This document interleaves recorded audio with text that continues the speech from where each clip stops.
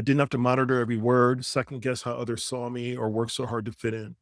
I felt accepted, trusted, and connected to the people around me. I could simply be myself and focus on what I was there to do.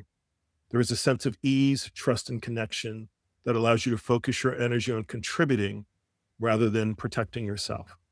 And this is from an executive, which is what I love about it, because not only is it the vulnerability that they're demonstrating, you're going to find like a lot of what you hear from leaders and executives is not that different from the team, from the customer, from the community. We all need the same things, I right? was And so that's a big part of it. I would encourage everyone, and maybe we can just like take a hot second and take a breather and think about a time when you felt like you belonged, maybe surprisingly belonged, right? Or that you didn't. Why? The stories reveal the why. They help us understand why it's happening. And literally, the answers are in the stories. We say the answers are in the room, the answers are in the stories in the room. They will show us and tell us how to make a better decision to improve the experiences of the people that we care about. When we talk about the emotional architecture of belonging, we literally mean there are some key emotions that, when they're present at high levels, indicate the presence, the deep presence, the rich presence of belonging. Top of that list are sympathy. You can even think of that as empathy, altruism, caring for others, being generous towards others, and openness, which really reflects emotional safety and authenticity. And cautiousness. I mean, you think about openness on the previous slide, cautiousness here, right? So many of you as leaders, you're leading teams and organizations and businesses or communities where innovation, trying new things is paramount to making progress and having impact. But if everybody's cautious because they're afraid of being judged or excluded for saying or doing the wrong thing, what have you got there? This is where we're going. This is the right direction. Others still felt stuck. So I remember sitting with that CEO and we literally pulled up the SEEQ platform and just started asking questions of the stories. And one of the things that emerged was, the employees are feeling a lot of anxiety about this change. But some of them have moved past that anxiety into anticipation.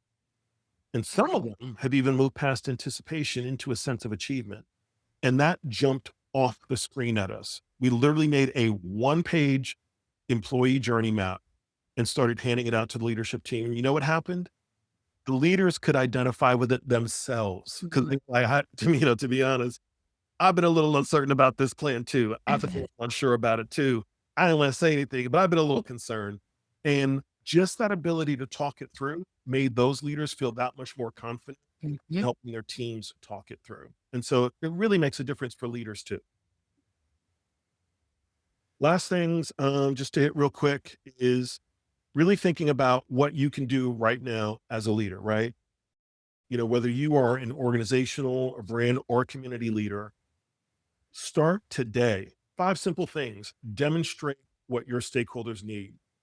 Be that person that says, I wish I had this when I was them. Right. Do that now. Right. Start Right. asking for input and acting on it. Start That show I appreciation. want to say like one of the most brave things that a leader can do is say, I know I don't know the answer. I might not even know it's wrong, but I am committed to figuring out what it is and then listening to those answers. Brands that show up kind of, not paying close attention out to lunch, ignoring the real needs of their consumers. Will brands I that mean, show up saying, hey, these might be some difficult, challenging times, and we don't know the pathway forward, but we know one thing, we're going to do our best to do that. Know this: belonging is a measurable emotional condition. It shapes so many things: how people perform, how the brand and the business perform, how employees and consumers are loyal.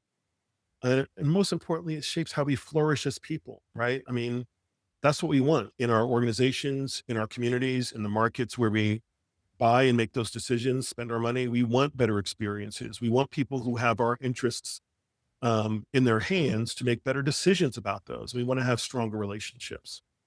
So I'm going to pause on the screen sharing for a minute and bring the team back in and really just look at some of their reflections. But I also want to hear some of your questions that we can as people are here. coming back in, when you were talking about a feeling of belonging, um, the opposite of that is obviously when you feel like you don't belong and what the impact that is. I did a study on the experience of women in tech, and that was my first question in the interviews was, "What is it like to be a woman in tech? And one of the most common responses was, I actually don't feel like a woman in tech, which was a very fascinating finding because these are all women who work for tech companies and various roles building technology products. And they didn't feel like they were women in tech.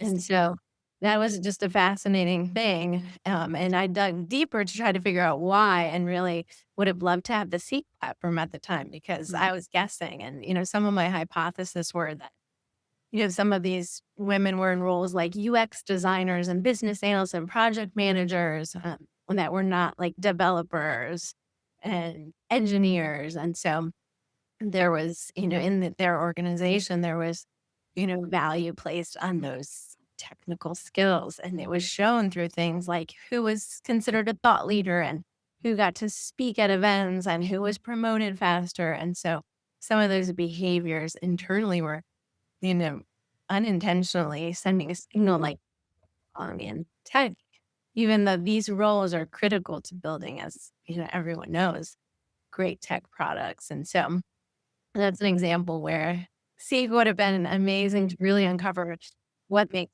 them feel like their role is valuable and imagine if those UX designers and business analysts and project managers felt like they were as valued and their perspective was as important as others, how much more productive that team would be and how much more they could deliver. Oh, Andy, did you have any thoughts on that?